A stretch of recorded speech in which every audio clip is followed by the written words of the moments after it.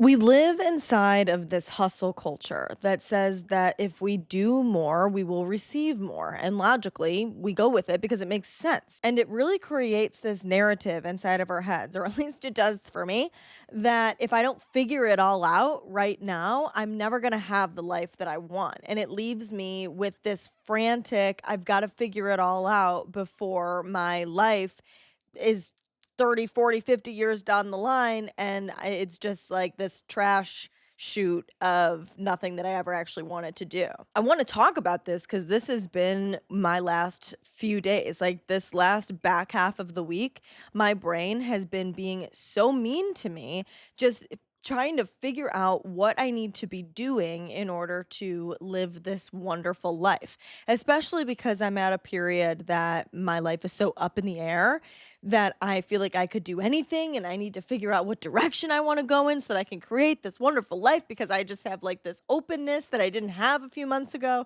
So I feel like all of this pressure to figure it out. And, this is a pressure that I didn't just feel because my life changed and opened up a lot of new doors for me.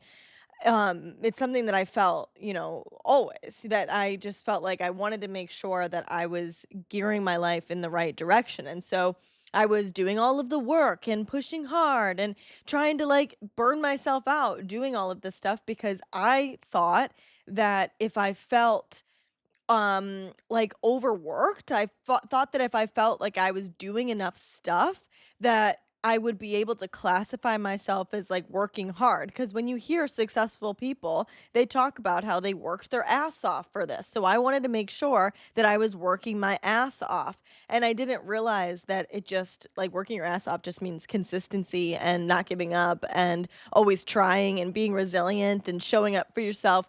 And it doesn't mean like being crushed by the weight of a million tasks. But even though I have that knowledge, I still find myself back in this position of wanting to make sure I'm doing it right. I'm doing the right things that will lead me on the path to the life that I want to live. I really want this episode to allow you to pause the panic, even if it's for the 30, 40 minutes we're going to be talking today. If it could just let you like pause that freak out, I'm not doing enough, I'm not enough feeling for just this little bit and allow you to surrender a small amount, then I've done my job today. Just experiment with the thought of surrender for this little bit of time we're talking today and hopefully afterwards, you know what I mean? Like hopefully this continues long after the episode, but if you can just play with the idea of maybe possibly entertaining what it would be like to experiment with surrender, then you are already going to be moving in the direction of letting go and allowing yourself to just live your fucking life, dude, and not feeling like you have to do all of the right things in order to be deserving of the life that you want to live.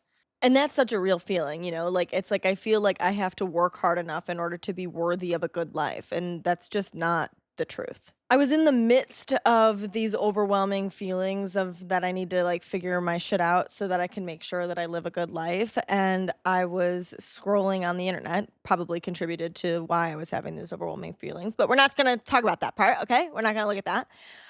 But I did see, and this is the benefit of scrolling on the internet, is I did see this quote that was like, wake up, bitch. And I really like it. So I'm going to read it to you. It says, when we don't feel safe, we reach for control, which is literally everything we've been talking about these last couple weeks. So I was like, "Meh, okay, got it, heard."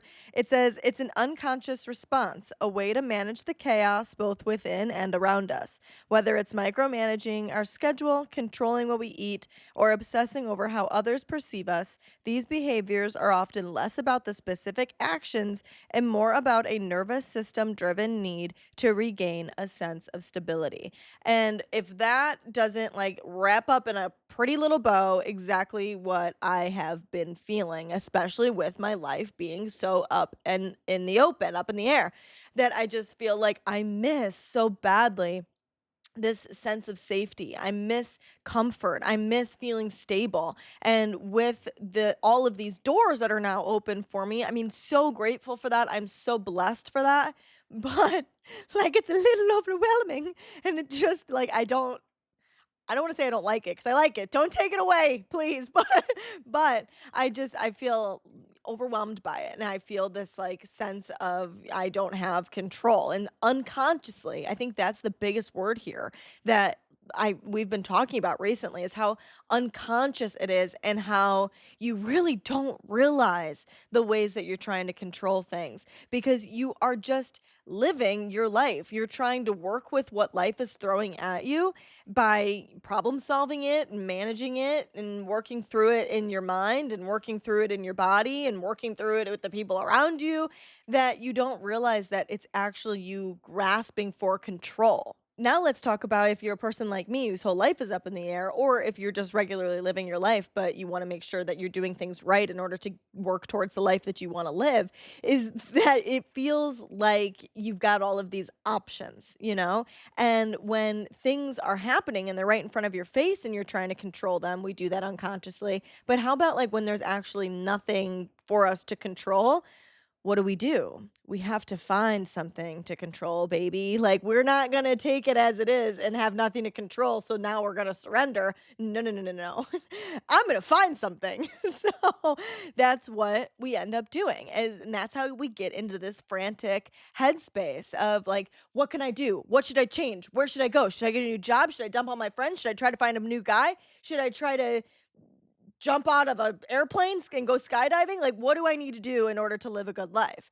And we are frantically trying to grasp onto absolutely anything we can. And I was listening to a video. It was Michael Singer. He's the author of The Untethered Soul. I was listening to a video of him talking about surrender on YouTube. And he talked about how when we're babies, like that this is such a natural thing, a natural human thing for us to do to try to grasp onto something stable. That when we're babies, what do? We grasp to mom, we grasp to a blankie, we grasp to a stuffed animal, we grasp to food, we grasp to the dangly thing hanging above our crib. Like we look for anything that brings us stability or safety or happiness, you know? Like we look for those things. That doesn't go away. So when you feel like this sense of like, what do I do? Everything is like not how I want it to be. I want to make sure that I'm heading things in the right direction. We do that same thing as adults. That pressure to figure it out, though, it comes from fear. It doesn't come from alignment. And I was reading something, I wish I had written it down somewhere or something because it was really good. But essentially, how clarity comes when you're calm. And so when we're frantic and we feel like, I can't figure things out, asking ourselves, why do I feel like if you can bring awareness to it, why do I feel like I have to figure something out? How am I choosing to make decisions? What place is that coming from? And very quickly you get an answer that it's either coming from a place of fear or it's coming from a place of genuine, authentic, I want to make this next move. Anytime I think about should I get a new job because that seems like the easiest like thing to jump to change my life because it would be life changing to get a new job, but I like my job and I don't want to get a new job, and my job, is very I like my job a lot. So it's very like free and I have good coworkers, I have a good boss, so like I've got a good gig going for me. So I don't want to leave it. It just is like the easiest thing to grasp onto to think that that would change my life. So it's like when I'm thinking about that, I'm thinking from a place of fear. But when I'm thinking about like when I did my solo pretend I'm in Italy for a day in Chicago, or I signed up for archery class, or I signed up for horseback riding, or I make plans with my friends like that I'm making sure that I'm going out and doing things. I decide to go to the Purdue Women's Conference. Like all of those things are from a place of alignment. It's things that I'm making decisions of what to do with my life from a place of clarity and love and light, and that it doesn't feel like this dooming, impending thing that I have to figure something out. Otherwise, I'm never going to be good enough. It's just like I have a desire to enjoy my life. And so I pick things that will help me do it, and I sign up for those things and I go. And we all know those experiences. So being able to bring yourself to awareness when you're feeling that frantic, I have to figure out what the right thing to do is feeling, and asking where it's coming from, I think is a really helpful thing to allow you to bring it to reality and step into surrender a little faster than you normally would. And let me tell you, it's not your fault because it's not our fault, babe. Okay, I'm not allowed. I'm gonna outsource the blame. Okay, that's what we're gonna do. And whose fault is it?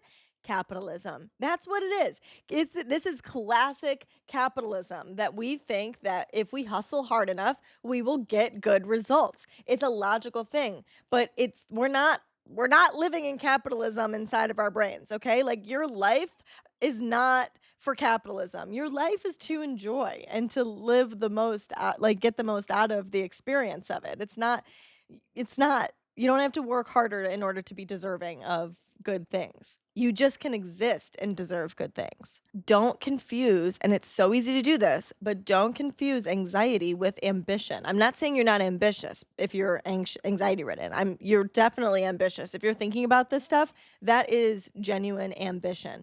But if we lean into what I was talking about earlier, like making sure that we're packing as much stuff as we can into a day to like classify ourselves as working hard, or that we've got to do more, do more, do more. I got to figure out what I'm doing. Like that's coming from a place of anxiety. And that isn't ambition. That is you being anxious and like trying to frantically figure out how to live your life. You are ambitious. Trust that those feelings and the reason that you think these things are coming from a true, genuine, ambitious place in yourself. But you have to get clarity in order to tap into genuine ambition compared to letting it manifest through your anxiety.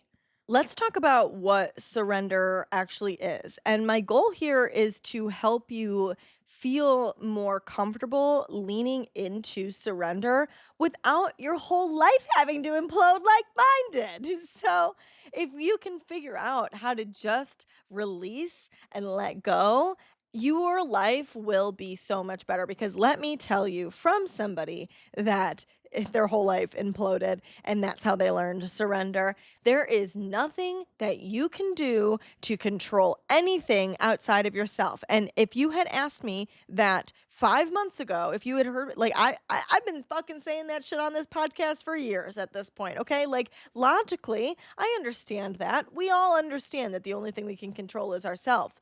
But when something happens that you are like completely blindsided by and you completely did not anticipate happening, and your life is just completely turned around, that's when you go, oh, I can't control anything.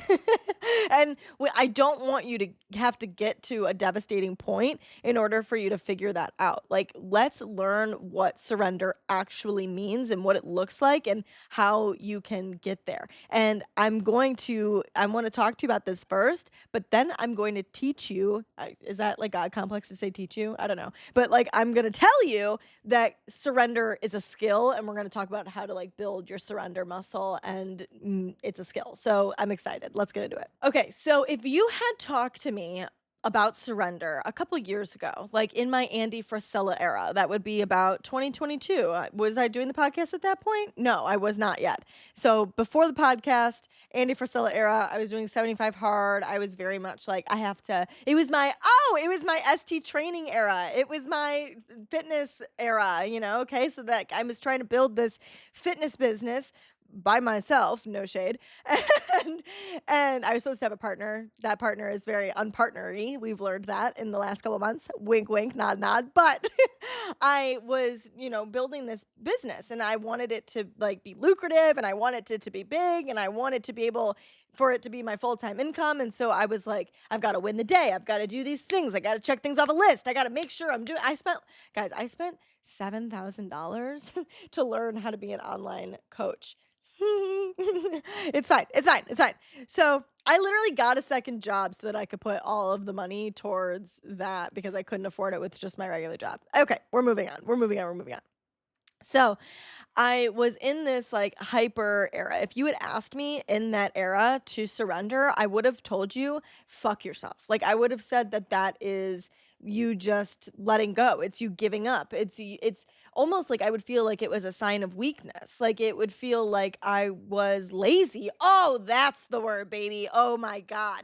I am triggered as fuck by the word lazy. Okay. I don't know why that word triggers me so much, but it does.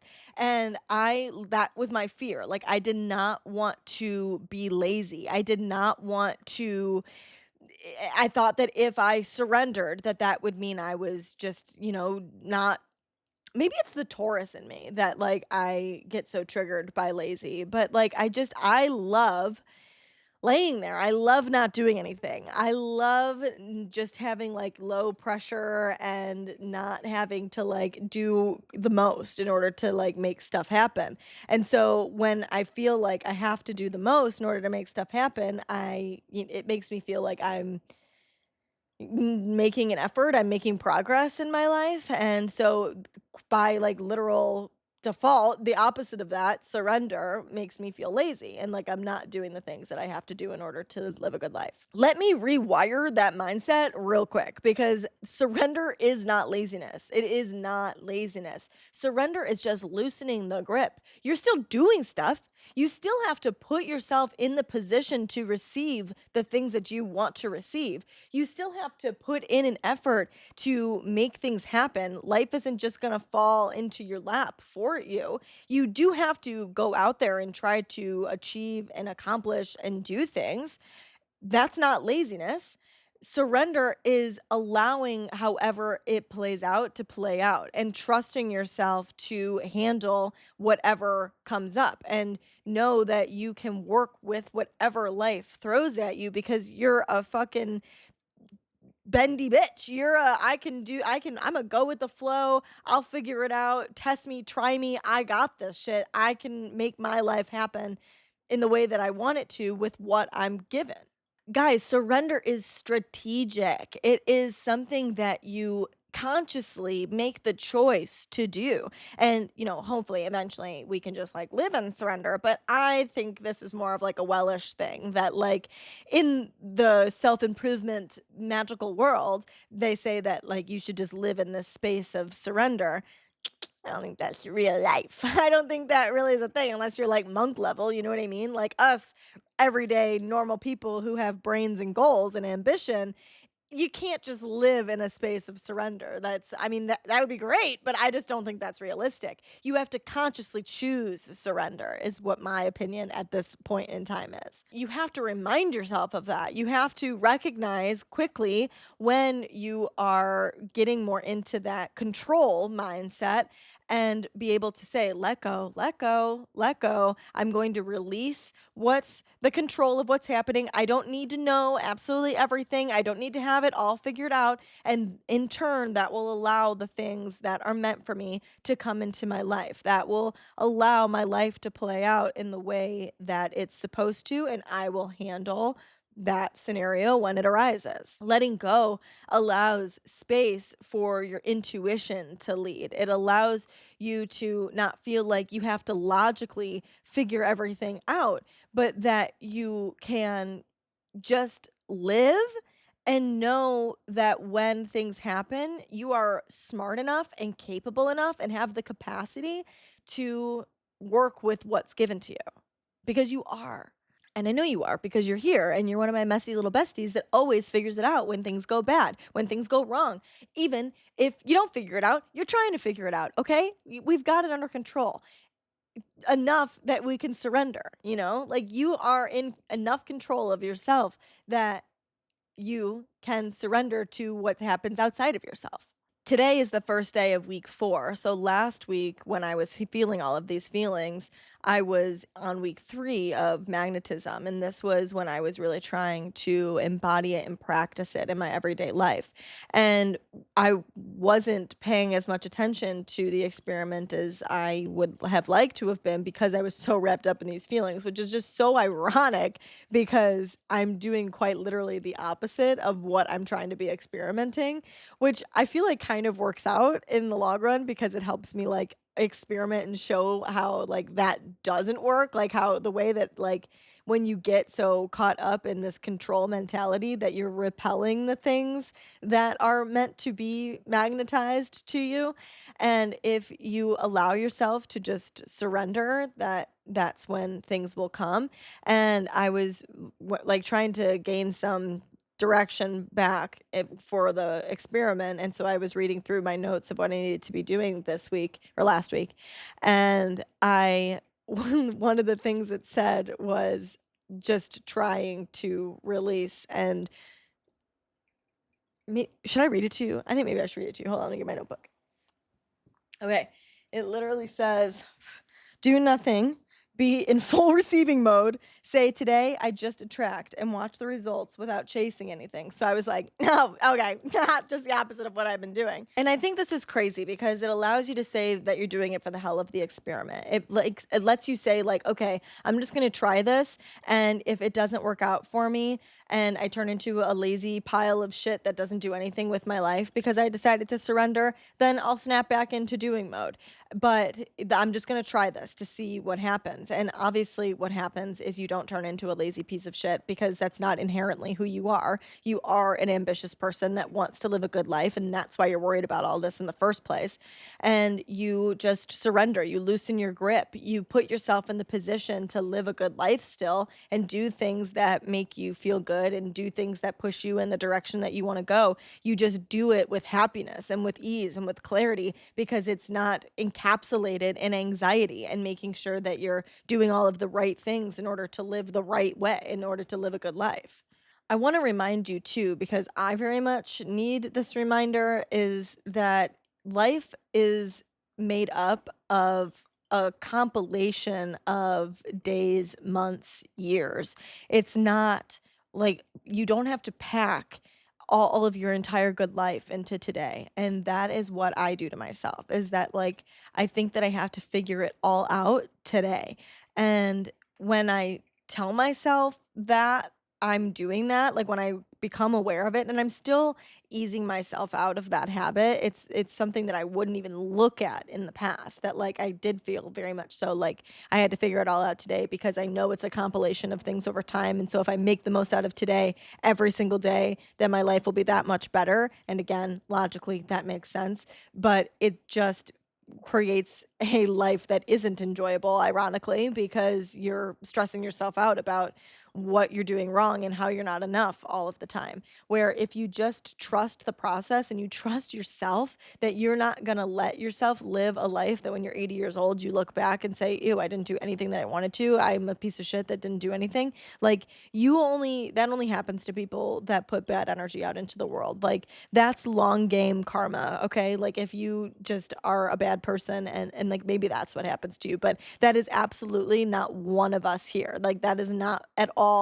any single person that's listening to this podcast. So I think that if you trust that you're playing the long game and don't lean into the instant gratification of things, and say that like I'm just going to make sure that like my day to day feels good, and I'm going to do what I have to do today to make myself feel happy and not put pressure on myself, and know that I'm good enough exactly where I'm at, and trust that I'm exactly where I'm supposed to be. The compilation of that will add up, because like maybe this today you do just read your book and you watch Love Island and you eat Chipotle because you don't feel like making yourself food. But then maybe a couple days later you think, it would be really cool to go skydiving, and you like look that up. And then maybe a couple days later you're out with your friends and you're like, what's everybody's opinion on skydiving? Like, is that something that people would be into doing? And then people go, yeah. And then like maybe a couple more weeks go by, and then maybe you like think about it again, and then you sign up, and then you book it for a couple months later, and then you go, and then it's just kind of, and then you have that experience under your belt that you can say that you've done that. And now you can add that to your collection of things that make up that you've had a good life and did things that you said you wanted to do. But it's not all going to happen today. And so like ease up on yourself to making yourself feel like you've got to like figure it all out right now. This is surrender as a skill. Okay. It's being able to recognize when you are in control. That's the first part of building this muscle, is you have to become aware of it, and you have to become aware of it consistently. And this again is the long game. This is you losing 300 pounds by going on walks every day. Okay. Like, it's not going to happen overnight, but it's eventually going to happen. So you have to be patient and allow the muscle to build, but it is a muscle to build. It is a skill for you to learn. So the first thing that you need to do to start building that is to become aware of it. Become aware of when you are hyper controlling something. And then when you get to the point that you can catch yourself being aware of it, then you can remember to start asking yourself, is this coming from a place of fear or is this coming from a place of alignment? And 100% of the time, if you're asking yourself that question, the answer is most likely going to be coming from a place of fear. Because if you're asking from a place of alignment, you don't feel like you have to ask yourself that question. You're only asking yourself that question when you're in an anxiety spiral. So once you ask yourself that question, we step into the experimentation phase of it and say, I'm just going to try it. I'm just going to try to surrender today and see what happens. I'm just going to try to enjoy my day today and see what happens. And then you trust that your life is just a compilation of days, and that the more days you spend doing things that are in alignment with the life that you want to live, is the greater your life will be, is the more in alignment with the overall life that you want to have going to be. But that doesn't mean that you have to do things every single day. You have to do things every single day that feel good for you.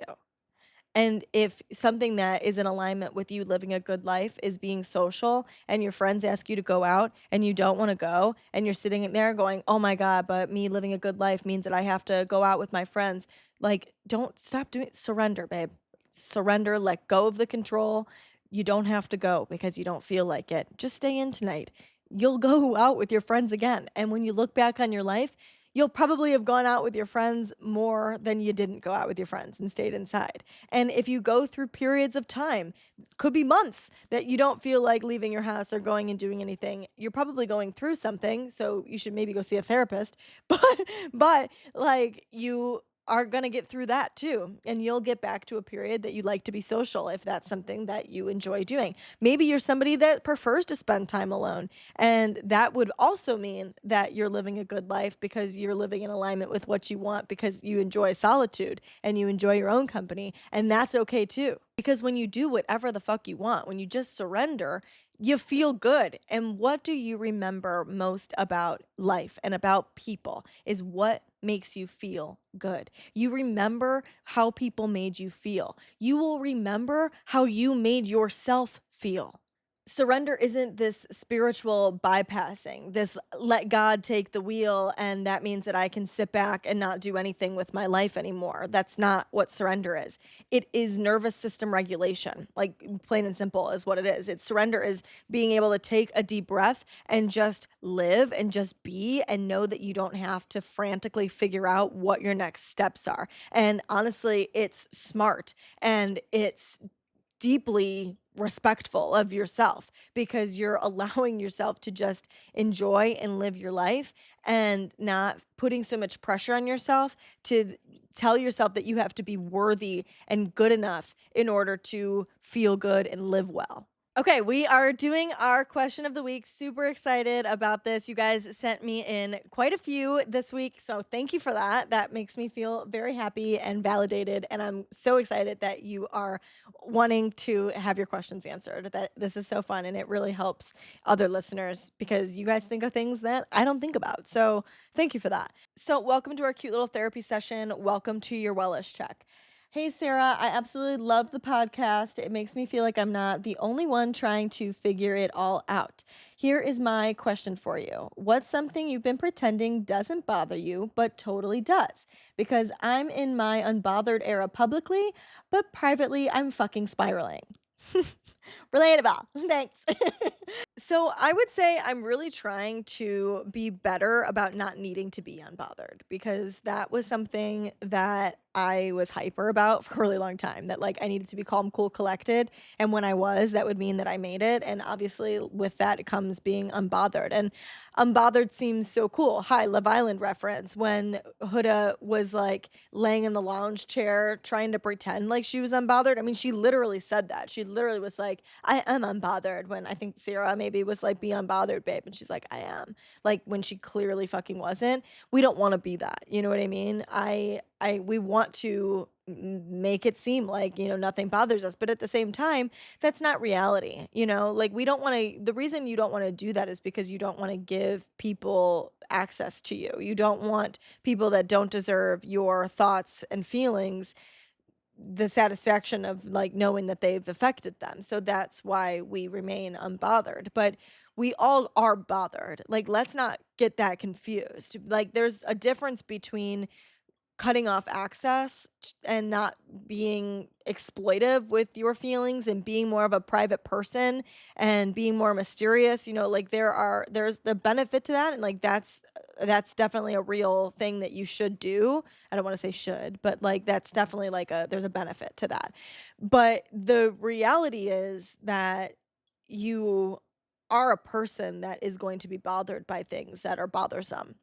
So I think you saying that you are unbothered publicly and spiral city in private, I think that that's very normal, to be honest with you. And I think the focus shouldn't be on trying to be unbothered 100% of the time, because that's just not realistic, to be honest with you. I think that the focus should be on how to not spiral, in private. You want to get to a space that you can manage your spiraling and you can cognitively and somatically heal what's happening so that you don't get so affected by the external things that are going on, but that doesn't mean you're unbothered. Like, you're still bothered, you just have better management over your emotions and your feelings and your thoughts. And that's where the focus should go, not on like, what can I do to not have these feelings at all and to not be affected by them and to be unbothered, because that's just like not a realistic expectation. In public, out in the world, what you're projecting makes sense to be unbothered and to show that. In private, you're still going to be bothered. So figure out how to manage that a little bit more. What do I pretend? What did you say? What doesn't bother me? What have I been pretending doesn't bother me? Well, guys, are we being honest? Jeez. My breakup, my discard that I experienced, like, I am very forward facing that I'm okay and happy. I am still upset. It's only 4 months in. That's definitely still bothers me a lot. I cry often. I have to journal my way through. I fucking sob with my friends when I'm with them. I feel bad for them. They're very much there for me, but I have to manage it, It's like when but I'm okay. Like, I think that's, and in my mind, here's the thing. It's like my brain knows that this is good for me. I'm like so grateful that this happened, and I know that like I'm so much better off without that person in my life, and I see that now. Hindsight's 2020, but it doesn't change the hurt that happened, and that I'm very much bothered by what he did to me, and that he could be so hurtful and how much he blindsided me. And I think, um I it's I'm not, of course, going to be bothered by that, because I'm a person that is bothered when people are horrible to you. So it's all about what I was talking about before, emotion and thought management, and making sure that I'm focusing on myself and I'm focusing on moving forward and doing everything I can to protect that. It's not coming from a place of like, what do I need to do to be fully unbothered by this? Like, it's going to bother me because screw you. Absolutely, it's gonna bother me. Like, you don't get to just do that and me not feel anything about it. Like, no, you hurt me, and that's a real thing that I should be bothered by. Like, if I wasn't bothered by it, it would mean that I didn't care. It would mean that I didn't love him. It would mean that I had no emotions. Like, I am proud of the empathy and that I have, and like the sensitiveness that I have, and I am so grateful that my heart is capable of loving so much that I can be so bothered by something, that I can feel pain. So I think that, it's not about being unbothered in private. It's about trying to control the spiral. Make sure to send in your Wellish check questions for next week's episode. I've got quite a few to pick through, but I would absolutely love more. Keep them coming. You've been asking such good questions. I'm going to try to get through all of them. I would prefer you to DM them to me, because that's like the easiest way for me to access them. But I do have a Wellish question spot on my website. That's wellishpodcast.wordpress.com. So you can access it there. That's in the link in my bio on my Instagram. That's at Wellish Podcast, both on Instagram and on TikTok. And if you want to DM me or talk to me or say what's up, whatever, on my personal, that's at Sarah.Rittendale. Guys, thank you so much for listening to today's episode. I hope I was able to help you surrender even just a little bit for this a little amount of time. And now you can start to build your surrender muscle and incorporate it more into your life. Because I promise you, as soon as you do, you will start to enjoy your life so much more. I love you so much. I will talk to you on Monday. Bye.